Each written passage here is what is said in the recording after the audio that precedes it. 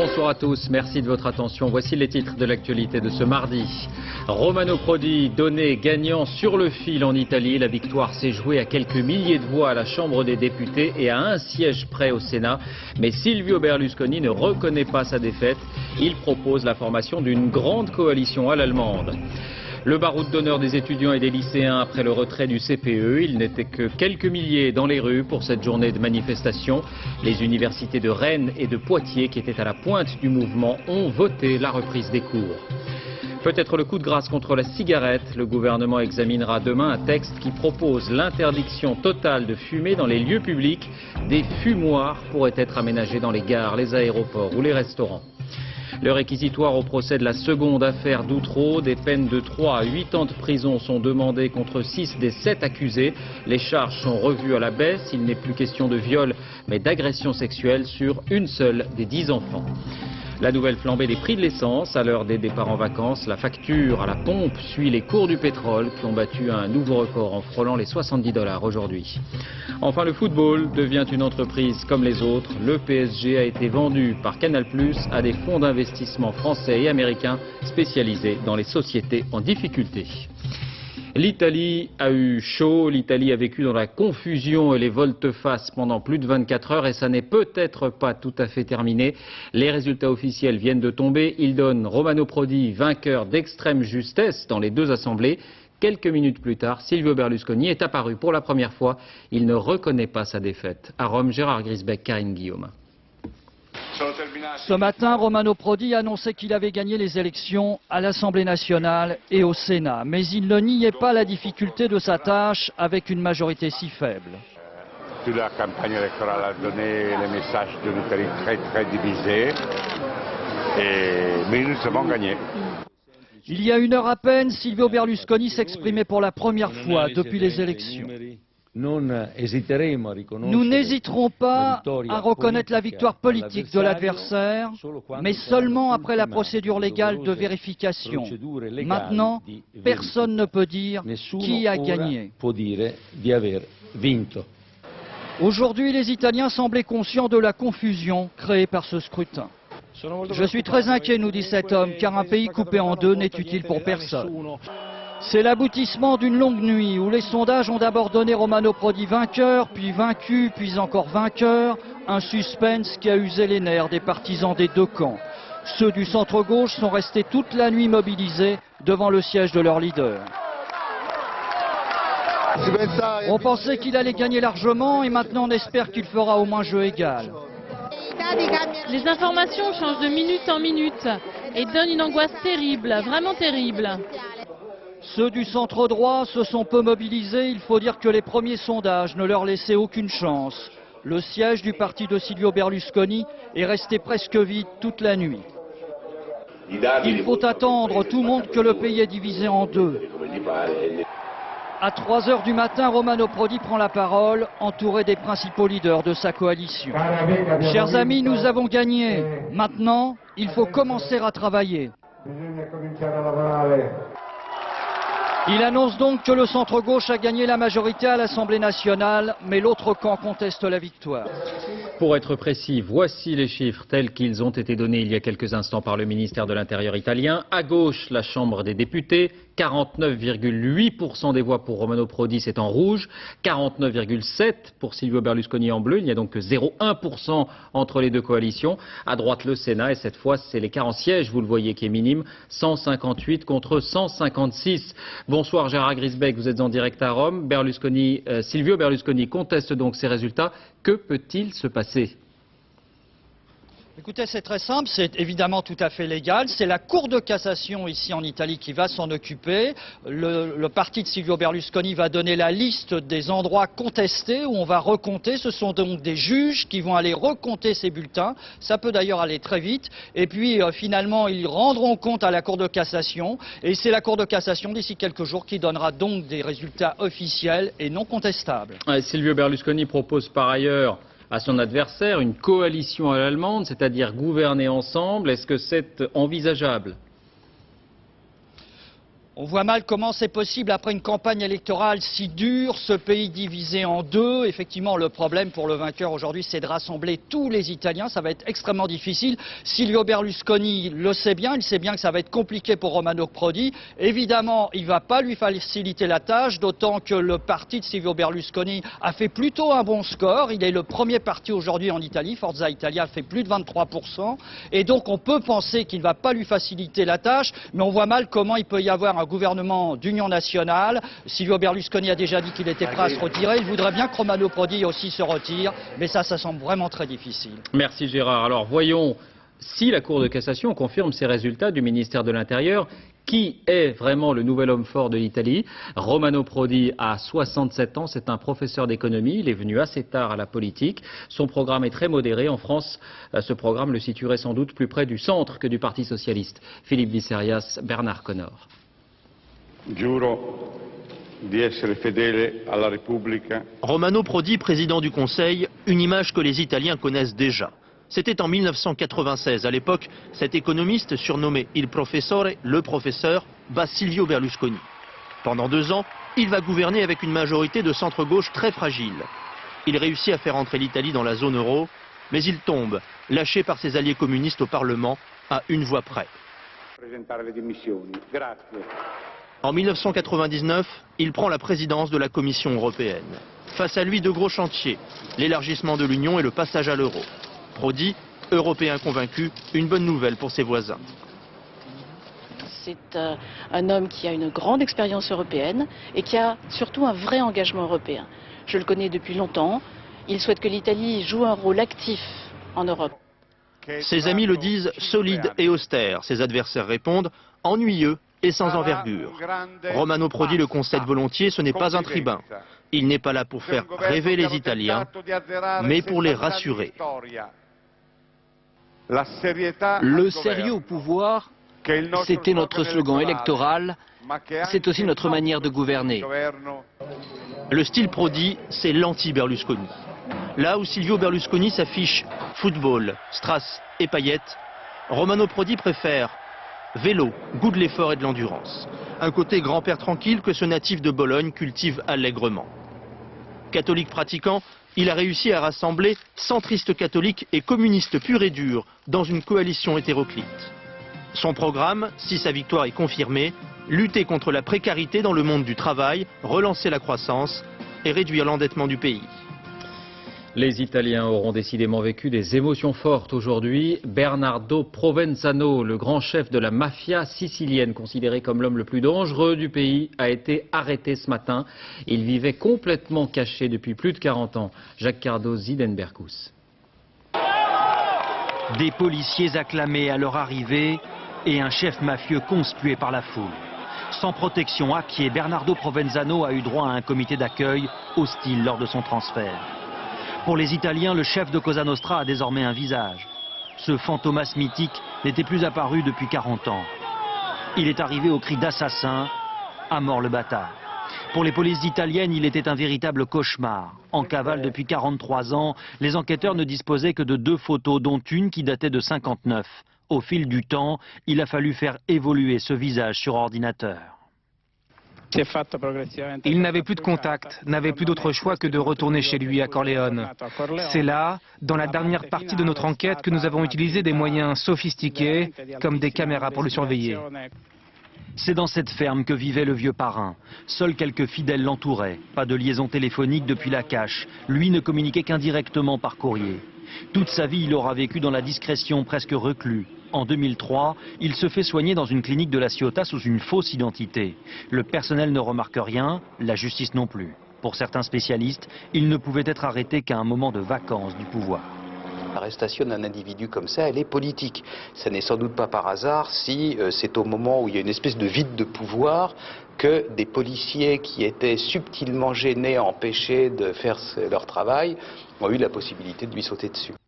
Mafieux depuis les années 50, parrain depuis 93 et l'arrestation de Totorina, Provenzano aurait déjà été remplacé, de quoi relativiser la bonne nouvelle du jour pour les Siciliens.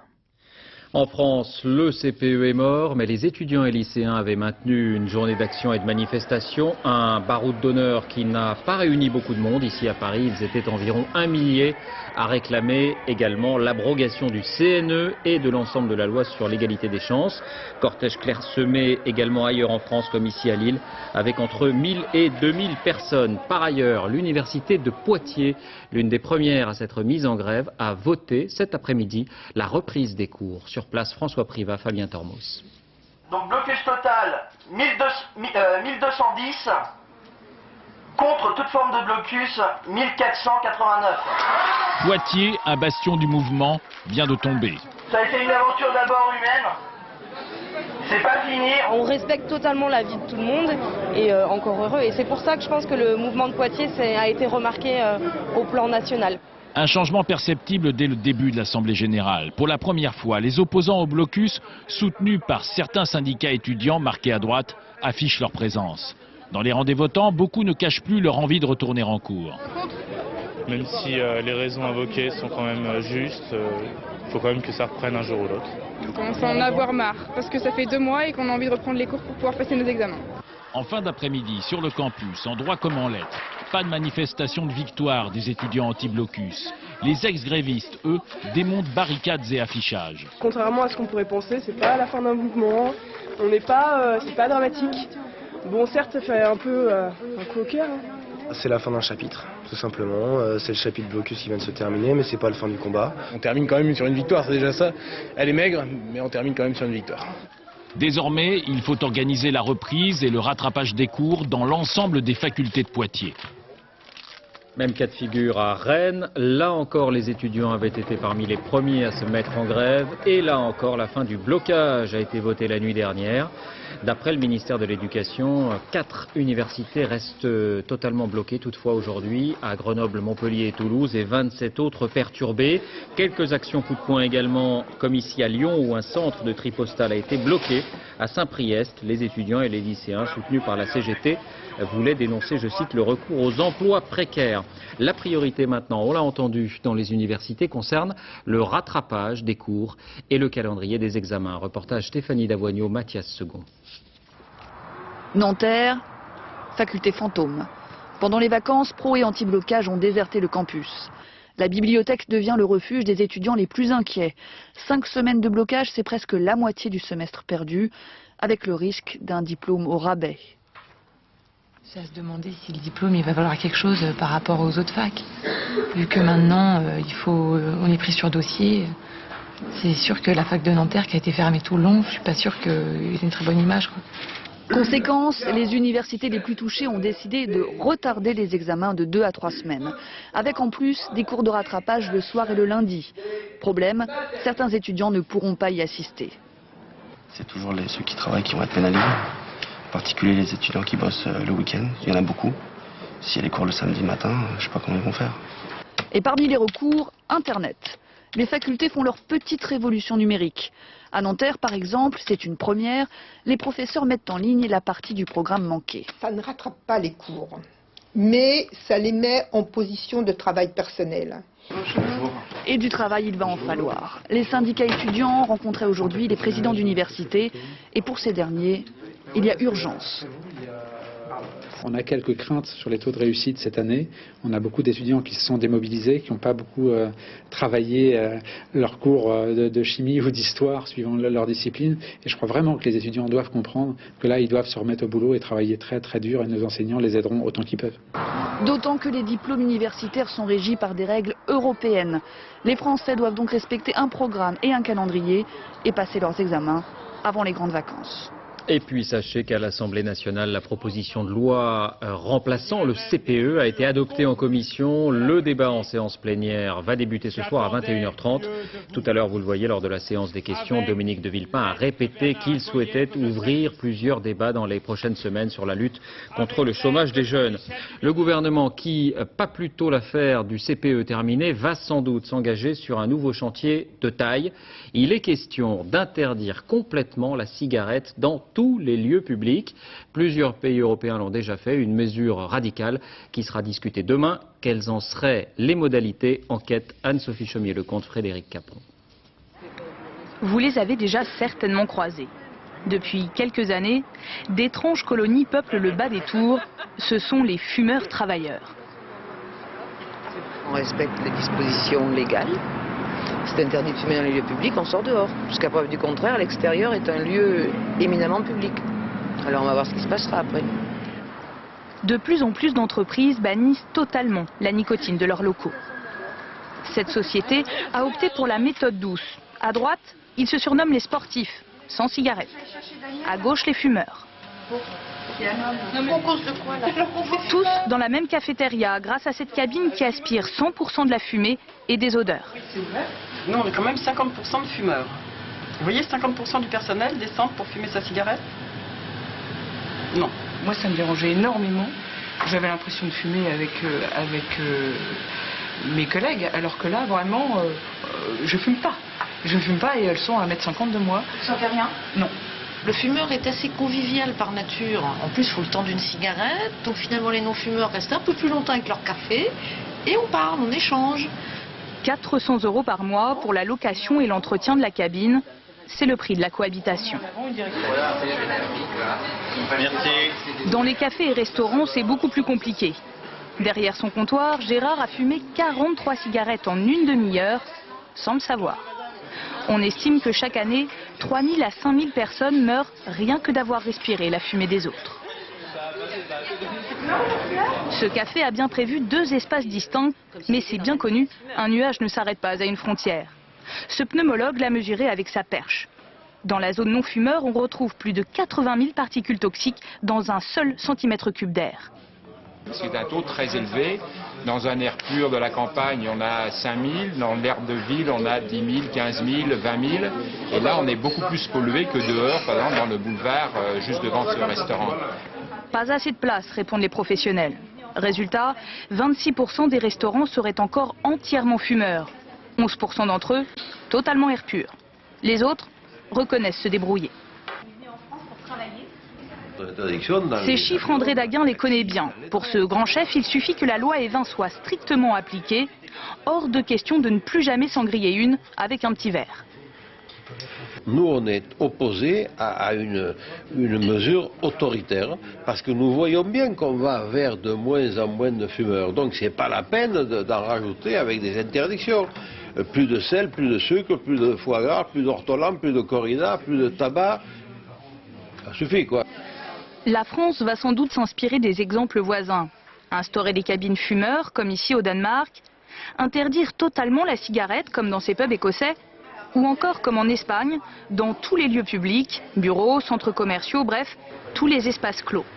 En Italie, cela fait 1 an que l'interdiction est tombée et selon le ministère de la Santé, 500 000 fumeurs ont déjà décroché. Justice avec le réquisitoire dans la seconde affaire d'Outreau. Là encore, les charges ont été sérieusement revues à la baisse. Un seul enfant sur les 10 est retenu comme victime d'agression sexuelle. Les accusations de viol ont été écartées. Des peines qui vont jusqu'à 8 ans de prison ont tout de même été demandées sur place à Saint-Omer. Dominique Verdaillan, Alain Locasio. Une accusation qui marque le pas. L'avocat général n'aime pas que l'on évoque la première affaire Outreau. L'histoire ne se répète pas, dit-il en préambule. Pourtant, le magistrat fait lui-même exploser le second dossier. Ainsi, faute de preuves, il abandonne contre les 7 membres de la même famille les accusations de viol sur 10 enfants. L'avocat général ne retient qu'une agression sexuelle sur un seul mineur et des faits de corruption. Il requiert des peines allant jusqu'à 8 ans de prison. 3 jours avant le verdict, les accusés parlent déjà de faire appel. Regardez, l'abbé Vial a pris 7 ans aussi. Il a fait appel après. Moi, je suis pareil. De toute façon.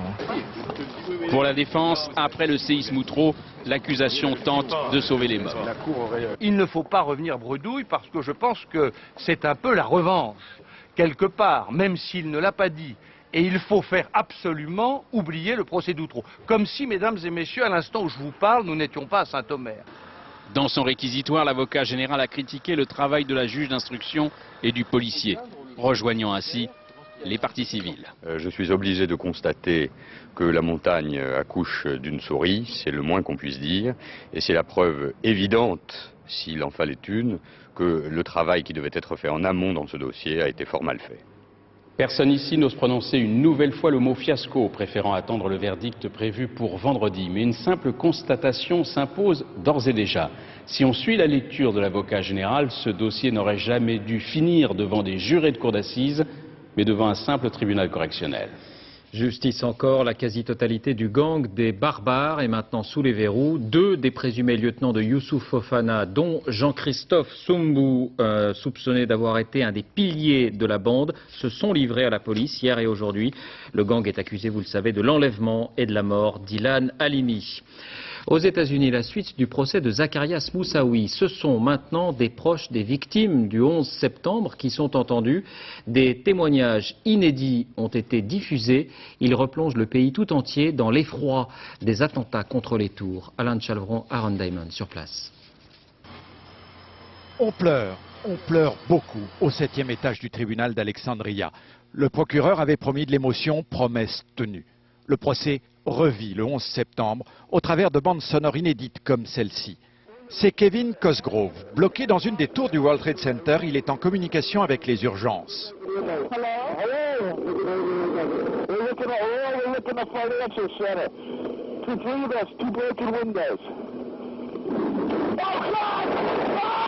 La bande-son s'arrête là. La tour vient de s'effondrer. Melissa Doyle est également prisonnière du feu, au 83e étage, paniquée. It's very hot. I don't see any air anymore. Okay. All I see is smoke. Okay, please. I'm gonna die, aren't I? No. I'm gonna die. Live, say your prayers. Le tribunal a vu également défiler des témoins. Sally Hanson, qui a perdu sa petite fille, son fils et sa belle-fille dans le vol 175 de United. Il était au téléphone avec son fils au moment de l'impact de l'avion avec la tour. « Ne t'inquiète pas, papa, ça ne sera pas long. Oh mon Dieu !» Ce sont ses derniers mots. Lee Hanson suivait tout cela en même temps à la télévision. La présidente du tribunal est obligée de prévenir. Trop d'émotion peut nuire à la neutralité des jurés et nourrir un appel. Moussaoui, lui, ricane devant ce cirque macabre hollywoodien. Fin de citation. À partir de jeudi, ce sera au tour des témoins de la défense de passer à la barre. Ils auront fort à faire pour renverser l'impact émotionnel de ces dernières audiences. Économie, la nouvelle fait des prix de l'essence à l'heure des départs en vacances. La facture à la pompe suit les cours du pétrole qui ont battu un nouveau record en frôlant les 70 $ aujourd'hui. Elsa Palot, Jacques Gérard. Faire le plein avant, penser en rêve. Car depuis quelques semaines, les prix à la pompe atteignent une nouvelle fois des sommets. Le super samplon 95 frôle 1,40 € dans cette station service parisienne, de quoi provoquer l'indignation. Ça devient de plus en plus cher, hein, inabordable même.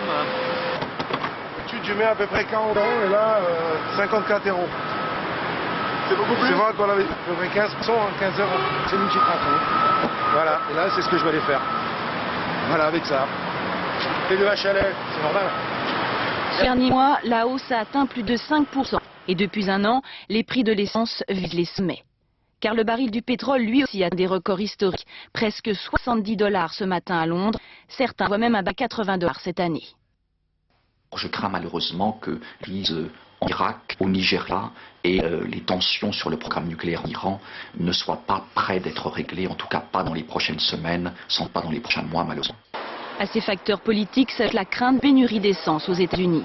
Comme chaque année à l'approche des beaux jours, les Américains multiplieront les déplacements en voiture alors que leurs capacités de raffinage ont du mal à suivre. De quoi faire exploser les cours du baril. L'environnement et cette attaque qui tombe mal pour les défenseurs des ours à quelques productions de nouveaux animaux dans les Pyrénées. 2 brebis ont été tuées coup sur coup. L'ours qui a fini de berner s'est aventuré tout près des ours. Isabelle de Lyon, Olivier Place. Sur l'an de la brebis, les traces de griffes de l'ours. L'année dernière, il a attaqué à quelques mètres d'une maison, dans un package pourtant protégé par une cure électrique. J'ai fait le tour et là je me suis arrêté. Mais j'ai compris tout de suite que c'était un ours, parce qu'il manquait beaucoup de viande. Hein. J'ai obligatoirement de l'inquiétude, quoi. On pensait qu'avec une clôture électrique et 4 fils, on était quand même au moins protégé. Et on ne perçait même pas le cas. Je vous assure que les enfants et tout, on va se promener aux champignons et tout, ça fait très peur, quoi. Ça fait très peur. En colère, les évacuants apostrophent responsable l'équipe de suivi de l'ours, venue authentifier les dégâts. Ils sont quelque chose de près. On va essayer d'arriver à Valu la prochaine fois. Et ils viennent de faire Costa. Le coupable est Boutsi, fils d'une ours slovène par un chasseur, orphelin à l'âge de 7 mois. Il n'a pas à fuir l'homme, bien au contraire. Et quand la fin de l'hiver n'a pas encore quoi se nourrir en forêt, il chasse. Lui, sa finalité, c'est de manger. C'est que derrière la clôture, il manger. Il n'aime pas le courant, mais dans des périodes comme en début de printemps, aujourd'hui, il va aller au maximum de ses possibilités. Sa deuxième attaque en 2 jours conforte les éleveurs opposés à la réintroduction d'ours slovènes. Lévis, c'est une ours qui vient cette nuit et qu'une brebis à 20 mètres d'une maison. C'est pas une image utilisée pour un folklore touristique. Ça, c'est la vraie réalité de l'ours. Eux réclament un moratoire alors que de nouveaux lâchers doivent avoir lieu dans les semaines à venir. La santé avec la journée mondiale contre la maladie de Parkinson, elle touche près de 120 000 personnes en France. Chez les patients encore jeunes, une opération possible, opération cerveau. Elle soigne les symptômes, mais ne guérit pas la maladie. Dominique Chimbaka, Sylvain Gauthier. Essayez de lancer les bras comme ceci, très bien. Le corps semble souple, l'handicap est bien là. Isabelle Gornieu, 49 ans, souffre de la maladie de Parkinson. Mais depuis son opération en 2002, elle pile qui lui permet de masquer les symptômes. Donc le geste est précis, d'accord.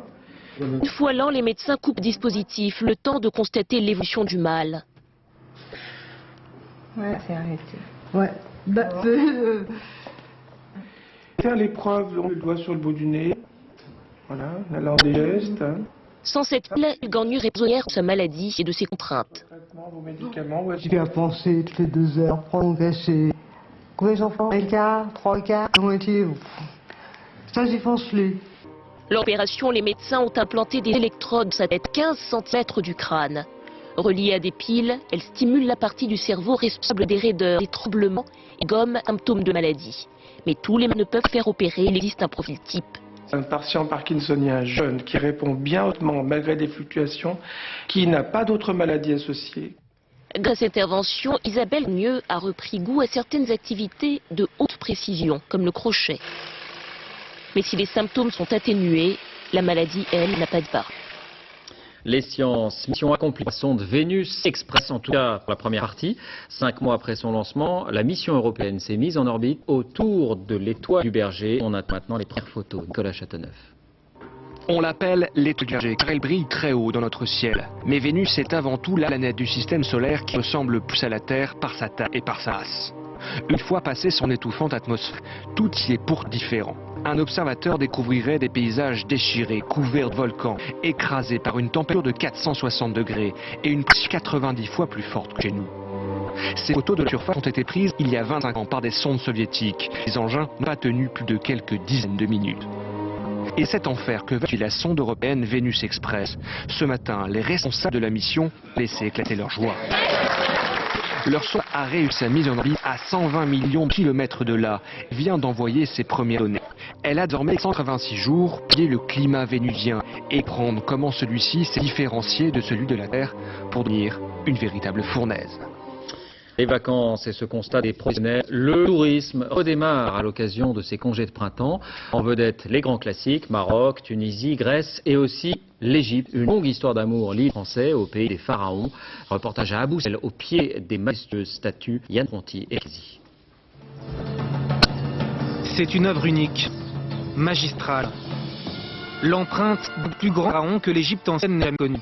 Depuis 3300 ans, Ramsès II domine le Nil, du haut de ses 4 colosses érigés à la gloire. L'empire égyptien à l'époque de Ramsès II s'étalait sur plus de 1200 km de largeur. Un temple et à même la roche qui recèle en son sein de magnifiques trésors inaltérés par du temps. C'est un livre ouvert dont les pseuresques. Chacun de ces bas-reliefs retrace les conquêtes de Ramsès le Grand. Regarde les scènes de Kadesh. Voilà. C'est une temple de la grandeur et c'est pas peu de le dire, quoi. Tout est immense, tout est beau, tout est incroyable. C'est splendide, vraiment.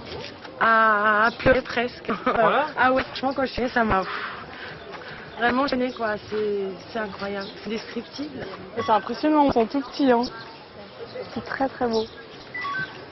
Mais ce joyau a bien failli disparaître sous les eaux. En 1960, la construction du Grand d'Assouan menace de l'engloutir à jamais. Une opération internationale hors commun est alors lancée. Du jamais vu, le temple va être découpé pierre par pierre en plus de 1000 blocs. Ce bloc soigneusement numéroté allait être hissé sur la montagne de puissantes grues. Un peu géant. Chacune de ces pièces va alors être réassemblée à l'identique, 60 mètres plus haut, loin des flots. Bien rangé, à l'abri du péril, Ramsès II et Néfertari restent indifférents à cette ultime course contre la montre. C'est une falaise artificielle, animée au millimètre près course du soleil, Ramsès revit. J'appelle cela un miracle. Mais comment les Égyptiens antiques ont-ils réussi à bâtir sans notre savoir-faire moderne, sans nos outils? Comment couper les pierres, réaliser les fresques à l'intérieur? Aujourd'hui encore, les plus grands spécialistes de l'égyptienne typent les théories, sans réponse définitive sur l'explication d'une telle prouesse. 3300 à sa mort, Ramsès et ses sœurs sont loin d'avoir délivré tous leurs secrets. Le football devient une entreprise comme les autres. Après 6 semaines de négociations, le Paris Saint-Germain a été vendu par Canal+ à des fonds d'investissement français et américains, des fonds spécialisés dans la reprise de sociétés en difficulté. Samuel Tissier, Frédéric Delarue. En apparence, ce n'est pas une grande nouveauté. Un Kézak, dirigeant historique du club, prend un PSG. Mais dans le détail, c'est une évolution. Kézak devient numéro 1, mais surtout caution morale des nouveaux propriétaires. Si j'y suis allé, c'est que j'ai confiance dans les gens qui m'ont choisi. Les patrons, les voici autour du futur président. Eux ont mis la main au porte-monnaie pour s'offrir le club de la capitale. Canal+ se débarrasse Paris Saint-Germain contre un chèque de 41 millions d'euros. Il est signé grande première en France par 2 fonds d'investissement et une banque d'affaires.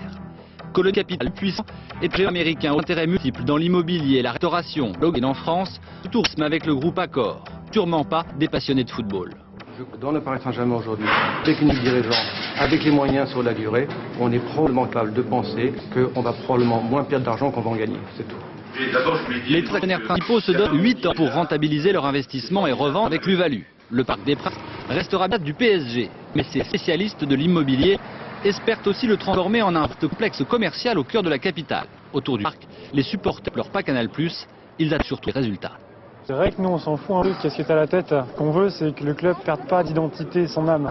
Ça c'est important, c'est ce qui nous fait peur peut-être avec les Américains. En guise de cadeau de bienvenue, les joueurs du PSG offrent ce soir une demi-finale de Coupe de France à leur prochain propriétaire. Grâce à Pauletta, le PSG bat Buzyn. Cinéma, Brigade du Tigre, c'est une série télévisée des années 70. C'est aujourd'hui un film qui sort demain. Les 3 policiers sont confrontés à la bande à Bobo. Marie-Jo Jouan, Frédéric Capron. Sérieusement rafraîchi, le célèbre trio des brigadiers rempile. Valentin, le commissaire intègre, et ses acolytes Pujol, le cynique, et Terrasson, le bon sens. Vous avez été choisi pour intégrer la première brigade mobile. Tout venir, c'est en 1974. Ce générique rythme la vie des téléacteurs français.